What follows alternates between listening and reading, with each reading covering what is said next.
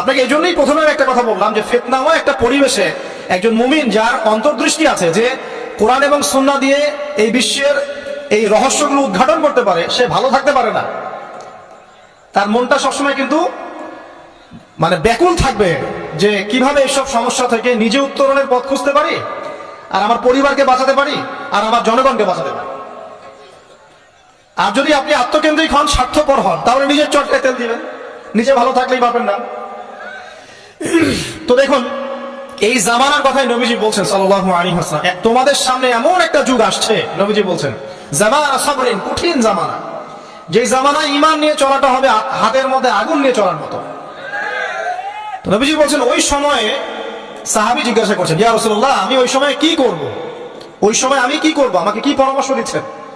নবী সাল্লাল্লাহু আলাইহি ওয়াসাল্লাম বলছেন, হে আমর ইবনে আস, তুমি ওই সময় বাড়িতে অবস্থান করো, বাসায় থাকো, বিনা প্রয়োজনে বাড়ির বাইরে এসো না।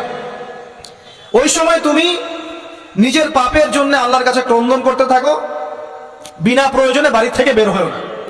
আর মানুষের সাথে এত বেশি মেলামেশা করো না, নিজে তোমার আমল, তোমার গুনাহ নিয়ে ব্যস্ত থাকো, তোমার পাপের জন্য আল্লাহর কাছে কান্নাকাটি করো, ইনশাআল্লাহ তুমি নাজাত পেয়ে যাবে। এটা একটা অপশন, মানে ফিতনাময় পরিবেশে আপনি কিভাবে বাঁচবেন, এটা একটা অপশন। আর একটা হাদিসে গিয়ে নবী সাল্লাল্লাহু আলাইহি ওয়াসাল্লাম বলছেন যে যখন এমন ফিতনাময় পরিবেশ আসবে, তখন যদি তোমরা এই আমর বিল মারুফ নাহি আনিল মুনকার, সৎ কাজের আদেশ, অসৎ কাজের নিষেধ, আমার সুন্নতের উপর অটল থাকতে পারো, তাহলে তোমরা 50 জন শহীদের নেকি পাবে। সাহাবায়ে কেরাম বলছেন, ইয়া রাসূলুল্লাহ, আমিনহুম আও মিন্না, তাদের মধ্যে 50 জন নাকি আমাদের মধ্যে 50 জন শহীদ? নবী করিম সাল্লাল্লাহু আলাইহি ওয়াসাল্লাম বলছেন, বাল মিনকুম, বরং তোমাদের মধ্যে 50 জন শহীদ। এটা অপশন নাম্বার 2।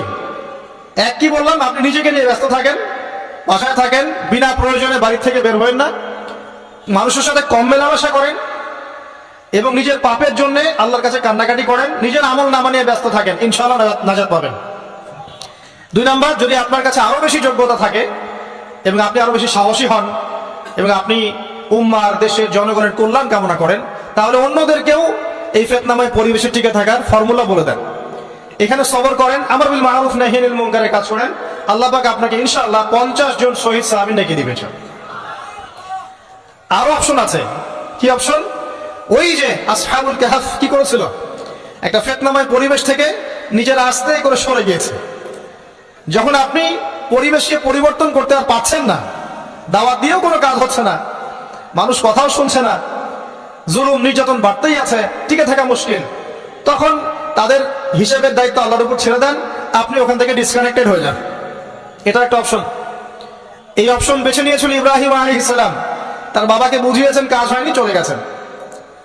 এই অপশন বেছে নিয়েছিল আসহাবুল কাহফ, সবাইকে বোঝাচ্ছে, কাজ হচ্ছে না, তার রাস্তায় করে চলে গিয়ে গুহার মধ্যে রাত কাটানো শুরু করেছে। এমনও হাদিস পড়েছি আমি যে ফিতনাময় পরিবেশে সবচেয়ে সৌভাগ্যবান হবে ওই শ্রেণীর মানুষ যারা দেখা যাবে যে পাহাড়ি কোনো এলাকায় বা দূরবর্তী কোনো জায়গায় বসবাস করছে, যেখানে বৃষ্টিপাত হয়, গরু, ছাগল, মেষ, বকরি এগুলো নিয়ে ওখানে চড়ায়, যখন আজানের সময় হয়, নামাজের ওয়াক্ত হয়, আজান দেয়, নামাজ পড়ে, দুনিয়ার ফিতনা থেকে এরা দূরে আছে, এরা সফল। এমনও হাদিস আছে।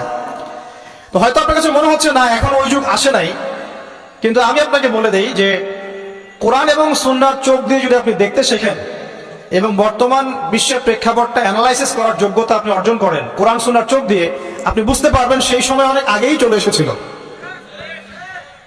এখন ফিতনা এবং ফাসাদময় এই পরিবেশে আমরা কি করতে পারি, ছোট স্কেলে, বড় স্কেলে না, ছোট স্কেলে। আমি আজকে বড় বিষয় নিয়ে কথা বলতে আসলে, কারণ আমি চিন্তা করলাম যে আসলে প্রথমে যদি ব্যক্তিকেন্দ্রিক বিষয়টা ঠিক না হয়, বড় বিষয় আলোচনা করে কোনো লাভ নাই। আগে ব্যক্তি যদি ঠিক না হয়, বড় বিষয় আলোচনা করে আসলে কোনো লাভ নাই, আপনারা বুঝবেনও না, মাথার উপর দিয়ে চলে যাবে। এখন গ্লোবাল অ্যাফেয়ার্স নিয়ে কথা বলে খুব একটা ফায়দা নাই আপনাদের। এখন ইকোনমিক পুরো এই সুদভিত্তিক সিস্টেম আপনি চেঞ্জ করতে পারবেন না, এবং পুরো যে তাগুতি ব্যবস্থা আপনি চেঞ্জ করতে পারবেন না।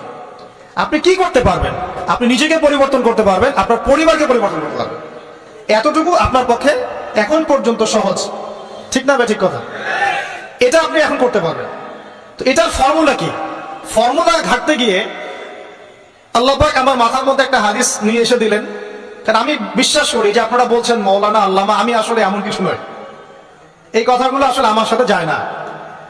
আমি নিতান্তই একজন ছোট মানুষ এবং তালেবে ইলম, জ্ঞানের পথের পথযাত্রী। আর আমি তালেবে ইলম হয়ে থাকতে চাই। আমি মুফতি হই, আমি মুহাদ্দিস, মুফাসসির বা এই যে শব্দগুলো আপনারা বলছেন, এমন কিছুই নাই। আসলে কিয়ামতের মাঠে আমি জান্নাতে যেতে পারবো কিনা আমি নিজেই জানি না।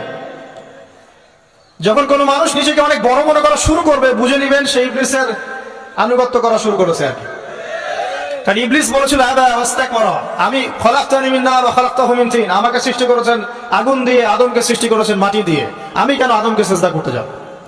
তো এটা ইবলিসের চরিত্র, আবা ওয়াস্তাকবার, সে উদ্ধত হয় এবং অহংকার প্রদর্শন করে। তো আমি মনে করি যে আমি কিছু বলি না, আল্লাহ রাব্বুল আলামিন আমাকে বলার তৌফিক দেন মাত্র, আলহামদুলিল্লাহ। তা আমার মাথায় একটা হাদিস আসছে, সকাল থেকে ঘুরছে। সেটা হচ্ছে, দেখুন, বারা ইবনে আযিব রাদিয়াল্লাহু আনহু থেকে বর্ণিত হাদিসটা আসছে এবং হাদিসটা বিশুদ্ধ।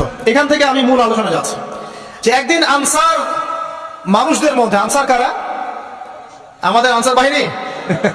আনসার কারা? যারা মুহাজির সাহাবীদেরকে আশ্রয় দিয়েছিল মদিনায়, তাদেরকে কি বলা হয়? আনসার। তাহলে শব্দটা সুন্দর না? তাহলে আমাদের বাহিনীর নামটাও সুন্দর, মাশাআল্লাহ।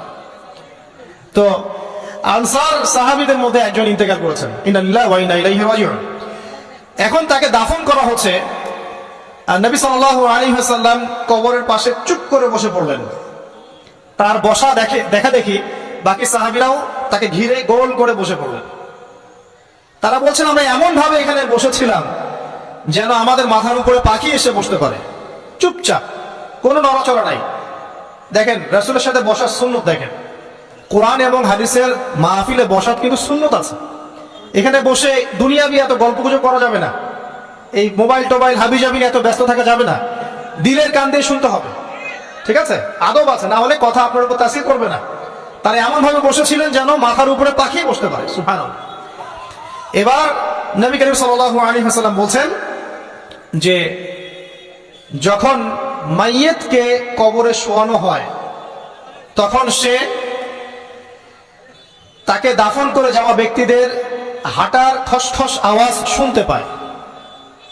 এরপরে তাকে যখন শুইয়ে দেওয়া হয়, সে যদি মুমিন ব্যক্তি হয় তাহলে তার মাথার দিকে তার সালাত এসে দাঁড়িয়ে যায়। দুনিয়াতে আপনি যে নামাজগুলো পড়েছেন, আমি যে নামাজগুলো পড়ছি, এগুলো মাথার দিকে দাঁড়িয়ে যায়। ডান দিকে চলে আসে তার সওম, সওম মানে কি? রোজা। বাম দিকে চলে আসে যাকাত, যাকাত মানে কি? যাকাতের সাথে তো আমরা পরিচিত নই। আমরা ওই যে রাস্তাঘাটে যে দান খয়রাত গুলো উঠানো হয়, এগুলোর সাথে খুব পরিচিত, তাই না? কত টাকা, কত পয়সা, কি কি গান করে আর টাকা কালেকশন করে না? অনেক সময় দেখা যায় রাস্তায় যাচ্ছি আমরা গাড়ি নিয়ে, পারলে গাড়ির সামনে এসে হুমড়ি খেয়ে পড়বে টাকা নেওয়ার জন্য। এইভাবে টাকা কালেকশন করতে কে শিখিয়েছে ইসলামে? আর আমরা অনেক সময় ছোট ছোট বাচ্চাদেরকে দিয়ে, মাদ্রাসার ছোট ছোট বাচ্চাদেরকে দিয়ে টাকা কালেকশন করাই। এটা ঠিক না। কেন ঠিক না জানেন? ছোটবেলা থেকেই ওর ব্যক্তিত্ব নষ্ট হচ্ছে। এই হাতটা উত্তম না এই হাতটা উত্তম? উপরের হাত উত্তম, নিচের হাত উত্তম? তো ছোটবেলা থেকে সে নিচের হাতে অভ্যস্ত হচ্ছে। দেখেন, এত টাকা পয়সা কালেকশন করে আমাকে আরেকটা স্বতন্ত্র মসজিদ করতেই হবে জরুরি? খুবই জরুরি ছিল। মানুষের কাছে হাত চেয়ে, হাত পেতে রাস্তাঘাটে এরকম করে গাড়ি থামিয়ে, তারপরে কি বলবো, সুর করে গান গেয়ে এত টাকা পয়সা কালেকশন করতেই হবে? মসজিদটা আমাকে টাইলস ফিটিং করতেই হবে? এসি মসজিদ করতেই হবে? আমরা এমনও মসজিদ রংপুরে দেখেছি 10 বছরেও টাকা কালেকশন শেষ হয়নি। 10 বছর ধরে কালেকশন হচ্ছে। আমি ছোটবেলা থেকে দেখছি কালেকশন হচ্ছে। কি বুঝলেন? তো এগুলো আমাদের ব্যক্তিত্ব নষ্ট করে। মুসলিমরা উপরের হাতের মালিক। সারা বিশ্ব আমরা একসময় চালিয়েছি। এই পশ্চিমা সভ্যতা আমাদেরকে কি শিখায়? সারা বিশ্ব আমরা চালিয়েছি। এই আপনার উমাইয়া খেলাফতের সময়ও কর্ডোভায় আব্দুর রহমানের যে শাসন ছিল, কর্ডোভায়, স্পেন, পর্তুগালি, পুরো জায়গাগুলো পশ্চিমা বিশ্বের, এগুলো মুসলিমরা শাসন করেছে প্রায় 500-600 বছর। ইতিহাস তো আমরা জানিও না, পড়িও না, ভুলে গেছে। ইতিহাস পড়তে হয়। হিস্ট্রি ঘাটলে দেখবেন রাসূল সাল্লাল্লাহু আলাইহি ওয়াসাল্লামের 23 বছরের নববী যুগ, স্বর্ণযুগ, তারপর আবু বকর সিদ্দিকের খেলাফত, তারপর উমর ইবনে খাত্তাবের খেলাফত, আবু বকর সিদ্দিকের 2 বছর বা 2.5 বছর, উমর রাদিয়াল্লাহু আনহুর প্রায় 10 বছর, তারপর উসমান রাদিয়াল্লাহু আনহুর 12 বছর, আলী রাদিয়াল্লাহু আনহু প্রায় 2-2.5 বছর, তারপরে হাসান রাদিয়াল্লাহু আনহু 6 মাস, এরপরে উমাইয়া খেলাফত শুরু হলো মুয়াবিয়া রাদিয়াল্লাহু আনহুর হাতে প্রায় 20 বছর। উমাইয়ারা শাসন করেছে প্রায় 90 থেকে 100 বছর। তারপর জাব নদীর যুদ্ধে উমাইয়া আব্বাসীয়রা একে অপরের সাথে যুদ্ধ করেছে, করে উমাইয়ারা পরাজিত হয়ে আব্বাসীয়রা ক্ষমতায় গিয়েছে। ক্ষমতায় গিয়ে তারা প্রায় শাসন করেছে প্রায় 550 বছর। এদিকে উমাইয়াদের মধ্যে যারা পরাজিত হয়েছে ওরা চলে গিয়ে কর্ডোবা, আন্দালুসিয়া ওইদিকে খেলাফত কায়েম করেছে। তারপরে আবার এদিকে ফাতেমি খেলাফত ছিল, উসমানীয় খেলাফত ছিল, তারপরে মিশরে তুলুনি একটা রাজবংশ ছিল, আমাদের সাবকন্টিনেন্টে মোগলরা ছিল, সারা বিশ্বে আমরাই ছিলাম। ইতিহাস তো ভুলে গেছে। তা আমরা সবসময় উপরের হাত ছিলাম, উপরের হাত আমরা দিতাম, মানুষ নিত। আর এখন কি হয়েছে, আমরা এখানে আমরা চাই, মানুষ দেয়। আর ওরা কি এমনি দেয়? ওরা চড়া সুদ দিবে না? ওয়ার্ল্ড ব্যাংকে যান লোন নিতে, চড়া সুদ। আর এই সুদ শোধ করতে গিয়ে বিভিন্ন দেশ শ্রীলঙ্কা হয়ে যাচ্ছে। সুদ তো শোধ করতে হবে, এমনি তো আপনাকে আর এগুলো দিবে না। তো এই সুদটা শোধ করতে গিয়ে আমাদের জিনিসপত্রের দাম বেড়ে যাবে, তারপরে দেখবেন জনগণের উপর কর বেড়ে যাবে, অনেক প্রবলেম। আর এই প্রবলেমগুলো ফেস করতে হবে কি কারণে? রিবা বা সুদের কারণে। তো এই যে বলছি, দেখেন ছোটবেলা থেকেই যে আমরা নিচের হাতে অভ্যস্ত হচ্ছি, এটা ত্যাগ করতে হবে। ব্যক্তিত্বের পরিচয় দেন। এত টাকা পয়সা চেয়ে প্রতিষ্ঠান করার দরকার নাই। আমার জমি আছে 1 বিঘা, আমি প্রতিষ্ঠান করবেন স্যার। আপনার 2 বিঘা আপনি করেন, যার সামর্থ্য আছে সে করবে, সামর্থ্য নেই করার দরকার নেই। আর একটা মসজিদ যদি কবুল হয়, একটা মসজিদ একটা জেলার জন্য যথেষ্ট। একটা মসজিদ নববী থেকে নবী সাল্লাল্লাহু আলাইহি ওয়াসাল্লাম সারা দুনিয়া শাসন করেছে। আর আমাদের দাম কোটি কোটি মসজিদ বাংলাদেশে। এই যুগের কথাও নবীজি বলেছেন, যে যুগে মসজিদগুলো চাকচিক্যময় হবে, মসজিদ কি হবে? চাকচিক্যময় হবে, হেদায়েত উঠে যাবে এবং মসজিদের মধ্যে শোরগোল হট্টগোল বেড়ে যাবে। দেখেন না মসজিদে হট্টগোল বেড়ে গেছে না? এটা সেই যুগ। তো যেটা বলছিলাম প্রিয় ভাইরা, যে নিচের হাতে অভ্যস্ত না, উপরের হাতে অভ্যস্ত হতে হবে। এই কারণে এই যে একটা হাদিসের কথা শুরু করলাম, যে আনসার সাহাবী কারা ছিল? যারা মুহাজির সাহাবীদেরকে আশ্রয় দিয়েছে। এখন এই সাহাবীদের মধ্যে একজন ইন্তেকাল করেছে, তার লাশ যখন রাখা হচ্ছে তখন নবীজি বলছেন, মাথার দিকে মাইয়াতের আসে কি? সালাত। সালাত মানে কি? নামাজ। 5 ওয়াক্ত নামাজ আজকে থেকে ছাড়বেন? ওয়াদা করেন আজকে থেকে 5 ওয়াক্ত নামাজ ছাড়বো না ইনশাআল্লাহ। একটা হাদিস খালি বলি, মান তারাকা সালাতান মুতাআম্মিদান ফাকাদ কাফারা, মান তারাকা সালাতান মুতাআম্মিদান ফাকাদ কাফারা। আবার শুনেন, قال رسول الله صلى الله عليه وسلم من ترك صلاة متعمدا فقد كفر। আর মুআজ বিন জাবাল রাদিয়াল্লাহু আনহু কে নবীজি বলেছেন, মান তারাকা সালাতা মুতাআম্মিদান ফাকাদ বারিয়াত মিন জিম্মাতিল্লাহ। যে ব্যক্তি নিজের উপর ফরজ নামাজ ছেড়ে দিল, সে কুফরি করলো। মুআজ বিন জাবালকে নবী সাল্লাল্লাহু আলাইহি ওয়াসাল্লাম বলছেন, যে ব্যক্তি ফরজ নামাজ ইচ্ছা করে ছেড়ে দিল, সে ব্যক্তি আল্লাহর জিম্মা থেকে মুক্ত হয়ে গেল। নামাজ ছাড়বেন প্রিয় ভাই জামাতের সাথে ইনশাআল্লাহ। আল্লাহ আমাকে তৌফিক দেখ, আপনাদের সবাইকে তৌফিক দান করুন, আমিন। জামাত যদি না পান একা পড়ে নেবেন, ঠিক আছে? যদি ঘুমিয়ে থাকেন ঘুম থেকে উঠে পড়বেন, ভুলে গেছেন যখন মনে হবে তখন পড়বেন। ওযু করার পানি নাই, কি করবেন? তায়াম্মুম করবেন। তায়াম্মুমেরও কিছু নাই, আপনার কোনো কাপড়ই নাই, সতর ঢাকার কোনো কাপড়ই নাই, কি করবেন? বসে নামাজ ওই অবস্থাতে। এটা কোনো মাফ নাই। মানে আপনার ওযু করার কোনো পানি নাই, তায়াম্মুমের কিছুই নাই, কাপড়ও নাই সতরে, তখনও নগ্ন হয়ে বসেই নামাজ পড়তে হবে, মাফ নাই। যখন শোয়ানো হবে মাথা থেকে কি থাকবে? সালাত। তাহলে আমরা যারা ফরজ সালাত এখন আদায় করছি না, আজকে তওবা করেন, বলেন আস্তাগফিরুল্লাহ আল্লাযী লা ইলাহা ইল্লা হুয়াল হাইয়ুল কাইয়্যুম ওয়া আতুবু ইলাইহি। হে আল্লাহ, আমরা তওবা করছি, সারা জীবনে যত নামাজ পড়ি নাই, এই সমস্ত নামাজ না পড়ার পাপ থেকে তোমার কাছে তওবা করছি। ঠিক আছে? এটা আস্তাগফিরুল্লাহর অর্থ নয়, আমি বাংলায় বললাম। আর যদি নামাজ কাজা করে আদায় করে দিতে পারেন আলহামদুলিল্লাহ, খুবই ভালো হয়। যদি নাও পারেন তাও এখন থেকে আর কোনো নামাজ বাদ দিয়ে না, আর বেশি নফল নামাজ পড়ার চেষ্টা করেন। আল্লাহ পাক তৌফিক এনায়েত করুন। আসুন, তারপরে ডান দিকে কি? সওম। সওম মানে কি? রোজা। রমজান মাসে রোজা রাখি সবাই তো, মাশাআল্লাহ, আলহামদুলিল্লাহ। রমজান মাসে সওম রাখার পাশাপাশি বেশি নফল সওম রাখার ব্যাপারে অভ্যস্ত হওয়ার চেষ্টা করতে হবে। সবচেয়ে সেরা শ্রমগুলো হচ্ছে মাসের 3 দিন, আইয়ামে বীজের শ্রম, চাঁদের 13, 14 এবং 15 তারিখ। আর সপ্তাহে 2 দিন, সেটা হলো বৃহস্পতিবার এবং কি সোমবার। আল্লাহ পাক তৌফিক দান করুন, আমিন। এছাড়া আরাফার শ্রম আছে, আশুরার শ্রম আছে, ঠিক আছে, জিলহজ মাসের প্রথম 10 দিন রাখতে পারেন ইত্যাদি। এবার বাম দিকে কি যাকাত, যেটা বলছিলাম যাকাতের সাথে আমরা খুব একটা পরিচিত নই, অথচ যাকাত একটা ফরজ ইবাদত। কেউ যদি নামাজ এবং যাকাতের মধ্যে পার্থক্য করে সে ব্যক্তি কাফের হয়ে যাবে। কেউ যদি মনে করে নামাজ আমি মানি যাকাত আমি মানি না, তাহলে কাফের হয়ে যাবে। নিসাব পরিমাণ সম্পদ হলে প্রত্যেক মুসলিমের উপর যাকাত ফরজ, ঠিক আছে। এবং এই যাকাতই হচ্ছে আপনার ইসলামিক অর্থনীতির মূল ভিত্তি। যাকাত ইসলামিক অর্থনীতির মূল ভিত্তি। কিভাবে জানেন? ব্যবসা এবং যাকাত এটা কি করে, এটা একটা মার্কেটের মধ্যে সম্পদ ঘুরতে থাকে। আমি বুঝাচ্ছি আপনাকে। মনে করেন আপনি ব্যবসা করছেন এবং যাকাত দিচ্ছেন। যাকাত কারা দিবে? যারা যাকাতের নিসাব পরিমাণ সম্পত্তি রাখে, মানে কিছুটা ধনী তারা। তো তারা ব্যবসা করছে, মাশাআল্লাহ। ব্যবসা যখন করে, ব্যবসায় কি থাকে? লাভ থাকে, লস থাকে, লাভ থাকে, লস থাকে। লাভও হতে পারে আপনার, লসও হতে পারে। আর সুদে কি শুধু লাভ, লস আছে? লস নাই। পার্থক্য বোঝেন।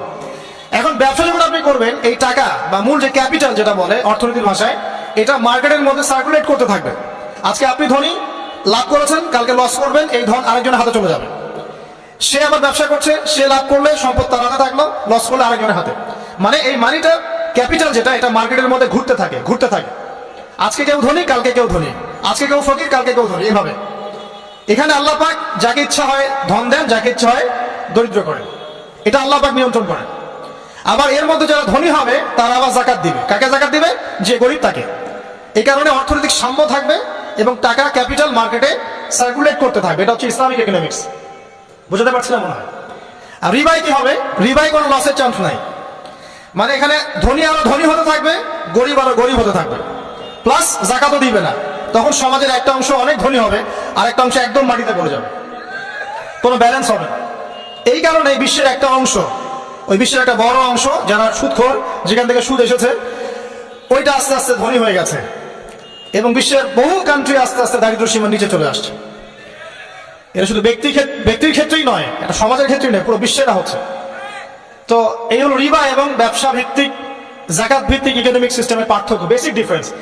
রিবার মধ্যে আল্লাহ পাক তার হাত উঠিয়ে নেন, আল্লাহ পাক সেখানে আর ইন্টারফেয়ার করেন না। ঠিক আছে, সুদ খাচ্ছ, তুমি তোমার মতো চলো।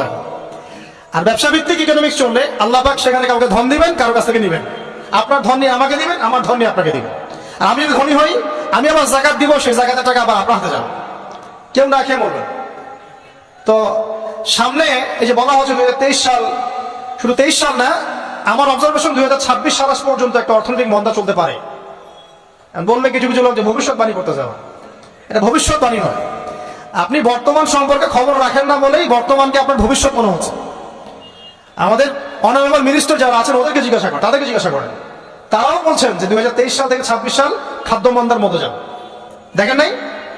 তারা এই কথা বলছেন কারণ তারা বুঝতে পারছেন ওয়ার্ল্ডের অবস্থা ভালো না। এখানে একটা সলিউশন বলছি, ইচ্ছা হলে আপনি গ্রহণ করতে পারেন, ইচ্ছা হলে নাও করতে পারেন। আমার তো চাপিয়ে দেওয়ার কোনো ক্ষমতা নেই। ফাযাক্কির ইন্নামা আনতা মুযাক্কির, আপনি শুধু উপদেশদাতা। লাস্তা আলাইহিম বিমুসাইতির, আপনি কারো প্রতি দারোগা নন। কি উপদেশ? এই যে যাকাত, যেটা যাকাত, আমাদের যাকাত যেটা আসে, এটাকে একটু বড় পরিসরে কালেক্ট করার চেষ্টা করতে হবে।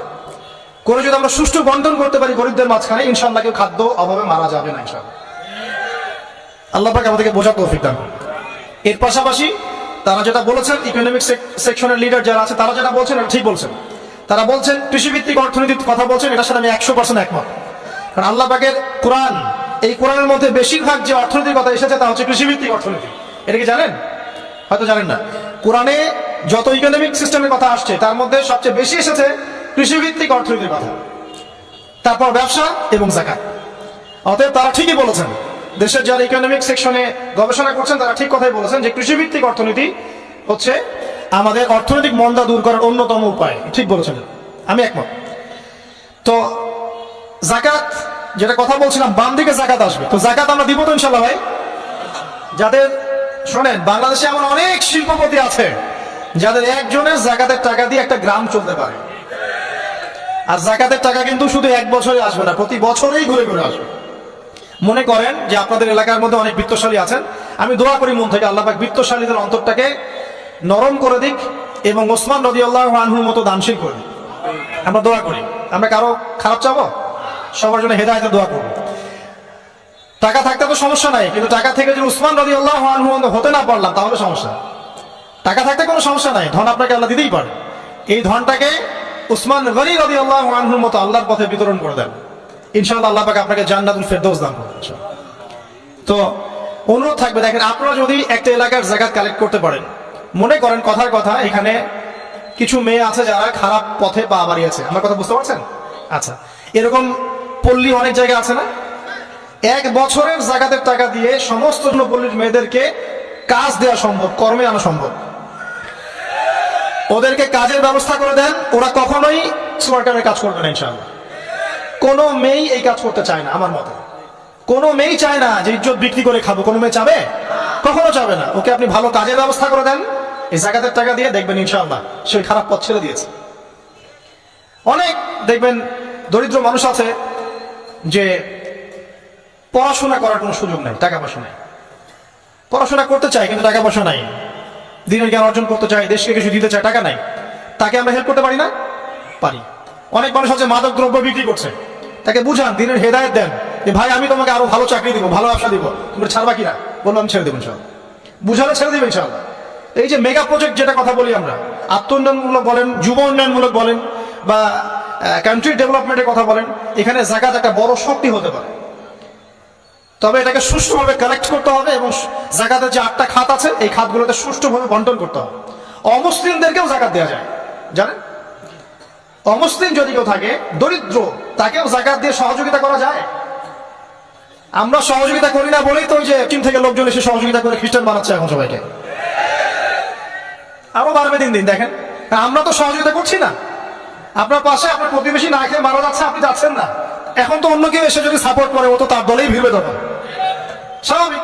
এটাই হচ্ছে এখন, আল্লাহ বোঝার তৌফিক দান করুক আমাদের। বাম দিকে মাইয়াতে থাকবে কি ভাই? যাকাত। তারপরে পায়ের দিকে চলে আসবে তার আত্মীয়তার সম্পর্ক রক্ষার ইবাদত, তার এই যে অন্যান্য দান সদকা, তার নফল আমল, তার তাসবিহ তাহলিল, তার কোরআন তেলাওয়াত ইত্যাদি পায়ের দিকে চলে আসবে।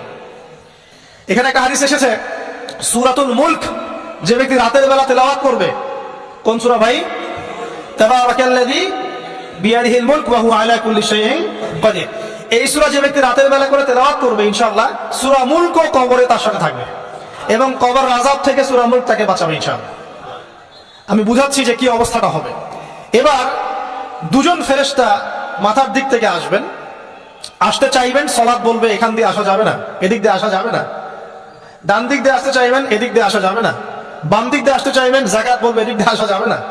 পায়ের দিক দিয়ে আসতে চাইবেন, আমলগুলো বলবে এদিক দিয়ে আসা যাবে না। তখন যাই হোক তারা আসবেন। এটা তাদের, এটা কথা কি? এটা কথাটা হচ্ছে যে সালাতের গুরুত্ব, মানে সে সালাত আদায় করেছে, সে আমার হক আদায় করেছে, আমি তার পক্ষে আছি, পক্ষে বোঝাচ্ছে। রোজা বলবে আমি ওর পক্ষে আছি, তাকে আপনি কোনো শাস্তি দিবেন না, আমি তার পক্ষে আছি। আপনারা দুজন তাকে শাস্তি দিবেন না, আমি যাকাত তার পক্ষে আছি, এটা পক্ষে থাকার কথা। তারপরেও তারা আসবেন, চোখগুলো হবে নীল এবং কালো, নীলাভ চোখের, কালো। মুনকার নাকি? উঠে বসিয়ে দেওয়া হবে। এবার 3টা প্রশ্ন। প্রথমে প্রশ্ন হচ্ছে কি? মান রব্বুক, তোমার রবকে? তখন মুমিন বান্দা বুক ফুলিয়ে বলবে রব্বি আল্লাহ, আমার রবকে আল্লাহ। পৃথিবীতে যে ব্যক্তি আল্লাহর সাথে শিরক করে নাই, আল্লাহ তাওহীদের উপর থেকেছে এবং তার উপরে মৃত্যুবরণ করেছে, ইনশাআল্লাহ সে ব্যক্তি এর উত্তর নির্দ্বিধায় দিতে পারবে ইনশাআল্লাহ।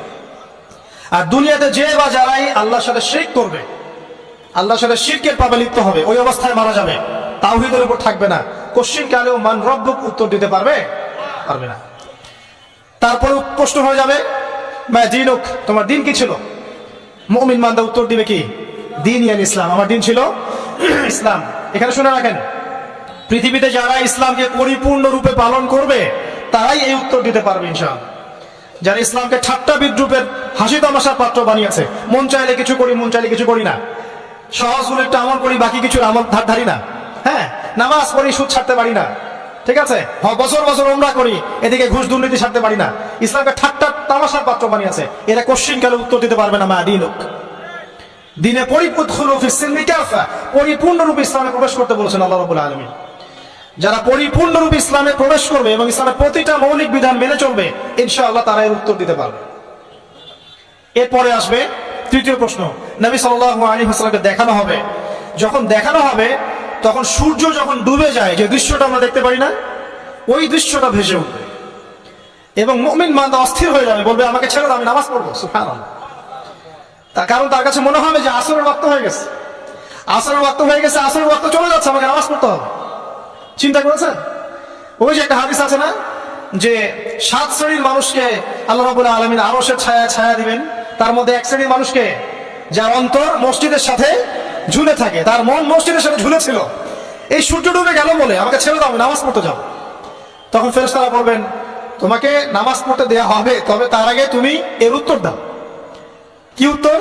এই ব্যক্তির দিকে তাকাও। তখন নবী সাল্লাল্লাহু আলাইহি ওয়াসাল্লামকে দেখানো হবে, সাল্লাল্লাহু আলাইহি ওয়াসাল্লাম দরুদ পড়বেন, বলা হবে যে এই ব্যক্তির সম্পর্কে তোমার কি ধারণা?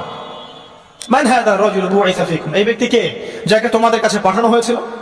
মুমিন ব্যক্তি নির্দ্বিধায় বলে দিবে যে তিনি হচ্ছেন আমার নবী মুহাম্মদুর রাসূলুল্লাহ সাল্লাল্লাহু আলাইহি ওয়াসাল্লাম। দেখুন, পৃথিবীতে যে বা যারাই নবী সাল্লাল্লাহু আলাইহি ওয়াসাল্লামের সুন্নতের উপর আমল করবে, ইনশাআল্লাহ সে তার উত্তর দিতে পারবে। দুনিয়াতে যারা নবীর সুন্নতের 5 পয়সা পরোয়া করছে না, তার আদর্শের 5 পয়সা দাম দিচ্ছে না, তারা কোশ্চিন কালে উত্তর দিতে পারবে। নাম হতে পারে আব্দুর রহমান, আব্দুর রহিম, নবীর সুন্নতের ধার ধারে না, তারা উত্তর দিতে পারবে না। তো নবীর সুন্নতের গুরুত্ব কত গভীর, এটা আমাদেরকে এখান থেকে বুঝতে হবে। তাই প্রিয় যুবক ভাইরা, মুসলিম ভাইরা, আমাদের জীবনটাকে নবীর আদর্শ এবং সুন্নতে ঢেলে সাজাতে হবে। সকাল থেকে সন্ধ্যা পর্যন্ত প্রতিটা কাজ করবো কার তরিকায়? রাসূলের তরিকায়। নামাজ পড়বো তার তরিকায়, রোজা, সিয়াম, হজ, যাকাত, আমল, মুআমালাত, আখলাক সব কার তরিকায়? নবী সাল্লাল্লাহু আলাইহি ওয়াসাল্লামের তরিকা অনুযায়ী ইনশাআল্লাহ। আল্লাহ পাক তৌফিক এনায়েত করুন, আমিন। এবার ফেরেশতা দুজন জিজ্ঞাসা করবেন অবাক হয়ে যে তুমি কিভাবে এটা জানলে, তুমি কিভাবে এই 3টা প্রশ্নের উত্তর দিতে পারলে? কারণ বেশিরভাগ মানুষ তো উত্তর দিতে পারবে না, বেশিরভাগ মানুষই এই উত্তর দিতে পারবে না। কারণ কিয়ামতের মাঠে 1999 জন মানুষ জাহান্নামে যাবে, নাউজুবিল্লাহ। তো এটা কঠিন পরীক্ষা। আল্লাহ রাসূল সাল্লাল্লাহু আলাইহি ওয়াসাল্লাম বলেছেন যে নিশ্চয়ই তোমাদেরকে এখানে পরীক্ষা ফেলা হবে, আর তোমরা যদি এই পরীক্ষা জেনে তোমাদের মৃতদেরকে দাফন করা থেকে বিরত না থাকতে, তাহলে আমি তোমাদেরকে শুনিয়ে দিতাম কবরে কেমন পরীক্ষা হয়। মানে যদি আমরা শুনতে পারতাম যে কবরে কেমন পরীক্ষা হয়, আমরা ভয়ে আমাদের মৃতদেরকে দাফন পর্যন্ত করতাম না। এটা নবীজি বলছেন সাল্লাল্লাহু আলাইহি ওয়াসাল্লাম। তাকে জিজ্ঞাসা করা হবে যে তুমি কিভাবে জানলে এটা? বেশিরভাগ মানুষ তো পারে না উত্তর দিতে। তখন সেই ব্যক্তি বলে বসবে, সেই ব্যক্তি বলবে যে করাতু কিতাব আল্লাহ, আমি আল্লাহর কিতাব এই কোরআন পড়েছি। মুমিন বলবে আমি আল্লাহর কোরআন পড়েছি, ফাআমানতু বিহি, আমি এর উপর ঈমান এনেছিলাম, ওয়া সাদ্দাকতু, এবং সত্যায়ন করেছিলাম। সুবহানাল্লাহ। অতএব দুনিয়াতে যারা দ্বীনের জ্ঞান অর্জন করছে না, কোরআন পড়ছে না, হাদিস পড়ছে না, পড়াশোনার চেষ্টা করছে না, জানার চেষ্টা করছে না, কবরে পাওয়া ডিফিকাল্ট আছে। এটা একটা অন্যতম প্রশ্ন। আমরা কিন্তু মনে করি 3টা প্রশ্ন হচ্ছে, আসলে প্রশ্ন হচ্ছে কয়টা? 4টা। 3টার পরে আরো একটা এক্সট্রা। কিভাবে জানলে? তখন উত্তর দিচ্ছে আমি আল্লাহর কিতাব পড়েছি, ঈমান এনেছি, সত্যায়ন করেছি। সুবহানাল্লাহ। নবী সাল্লাল্লাহু আলাইহি ওয়াসাল্লাম হাদিসের পরের অংশে বলছেন যে যখন কাফের বান্দাকে উঠানো হবে, তখন ডানেও কিছু নাই, বামেও কিছু নাই, সামনে পিছনে কিচ্ছু নাই। মাথার দিক থেকে ফেরেশতারা চলে আসবেন, উঠিয়ে বসানো হবে, প্রশ্ন করা হবে কে তোমার রব? একটাই উত্তর, লা আদরি, আমি জানি না। নাউজুবিল্লাহ। কি তোমার দিন? লা আদরি, আমি জানি না। এই যে আল্লাহর তো খবর নাই, আল্লাহ পাকের বিধান মেনে চলার কোনো খবরই নাই, পরোয়াই নাই। সে জানবে কিভাবে ইসলাম কি জিনিস? সে জানবে কিভাবে আল্লাহ কি জিনিস? ও তো আল্লাহকে চিনেই না। দিব্যি বলে বেড়াচ্ছে মহাবিশ্ব সৃষ্টি হয়েছে বিগ ব্যাং থেকে, আল্লাহ বলে কেউ নাই। মানুষ সৃষ্টি হয়েছে বান্দর থেকে, নাউজুবিল্লাহ। ওই যে ডারউইনের মতবাদ, কি দ্য থিওরি অফ এভলিউশন নাকি? হ্যাঁ, তাই তো মনে হয়। অনেকদিন আগে পড়ছি ভাই, ভুলে গেছি। তো যাই হোক, মানুষ তো আল্লাহকে চিনছে না। এখনো মানুষ মনে করছে যে আল্লাহ বলতে কেউ নাই, এবং এই মুক্ত চিন্তার নামে, বাক স্বাধীনতার নামে নাস্তিকতার যে চর্চাটা বেড়েছে বাংলায়, এটা আশঙ্কাজনক। বড় বড় বিশ্ববিদ্যালয় থেকে পড়ে আসছে, অনেক সময় দেখলাম বড় বিশ্ববিদ্যালয়ের প্রফেসর, সে বলছে যে মহাবিশ্ব বিগ ব্যাং থেকে সৃষ্টি হয়েছে, সৃষ্টিকর্তা নাই এখানে। তো মুসলিম বিজ্ঞানীর একটা কথা বলতেন যে মানুষ বিজ্ঞান সম্পর্কে অল্প জানলে নাস্তিক হয়ে যায়, আর অনেক গভীর জ্ঞান অর্জন করলে আল্লাহর কাছে আত্মসমর্পণ করে। খেয়াল করে দেখবেন ডক্টর ইঞ্জিনিয়ার যারা বড় বড় লেভেলে চলে গেছেন, অনেক সিনিয়র, তারা কিন্তু বেশিরভাগ নামাজি দেখবেন, নামাজ পড়ে, দান সৎকার করে, সমাজ কল্যাণমূলক কাজ করে। তারা কিন্তু রোগীর সেবা করতে গেলেও বলে যে নামাজ পড়িয়েন, রোজা রাখিয়ে, তারা কিন্তু বলে। অনেক ডক্টর আমি দেখেছি এমন, যারা যত বেশি গবেষণা করে তারা তত বেশি আস্তিক হয়ে যায়, আর টুটাফাটা গবেষণা করলে নাস্তিক হয়ে যাবে। কত প্রশ্ন, ইসলামে এটা কেন, ওইটা কেন, ইসলামে বহুবিবাহ কেন, হ্যাঁ ইসলামে কি পর্দার বিধান কেন, তারপর ইসলামে এত রেস্ট্রিকশন, এত বাইন্ডিংস কেন, হ্যাঁ স্বাধীনতা নাই কেন, কত প্রশ্ন, ইসলামের এগেস্টে কত তীর এখন ছোড়া হচ্ছে। তো এই ব্যক্তি কেমন করে উত্তর দিবে যে মাহাদিনুক, তোমার দিন কি? আল্লাহর দিকে কত প্রশ্ন ছোড়া হচ্ছে, কত শিরকের পাপ আমরা করছি, অনেক সময় মুসলিম হয়েও শিরকের পাপ করছে। কিভাবে উত্তর দিবে মান রব্বুক? 3 নাম্বার প্রশ্ন যখন করা হবে, এই ব্যক্তিকে দেখো দেখি, সে বলবে যে আমি জানি না এই ব্যক্তিকে, তবে শুনেছিলাম, মানুষের মুখে শুনেছিলাম, মানুষ যা বলতো আমি তাই বলতাম। মানুষের রাসূল সাল্লাল্লাহু আলাইহি ওয়াসাল্লামের নাম শুনেছিল হয়তোবা, কিন্তু তার সুন্নত বা আদর্শ কখনো মেনে চলে নাই, পারলো না। এবার জান্নাতি ব্যক্তি হলে কি হতো? ওই যে সূর্য ডুবছিল যেখানে, তার দৃষ্টির সীমা পর্যন্ত কবরকে প্রশস্ত করে দেওয়া হতো, এবং জান্নাতের একটা দরজা তার কবরে খুলে দেওয়া হতো। এটা কিভাবে করা হবে সেটা আল্লাহ পাক জানেন, এটার ব্যাখ্যা করার জ্ঞান আল্লাহ আমাদেরকে দেন নাই।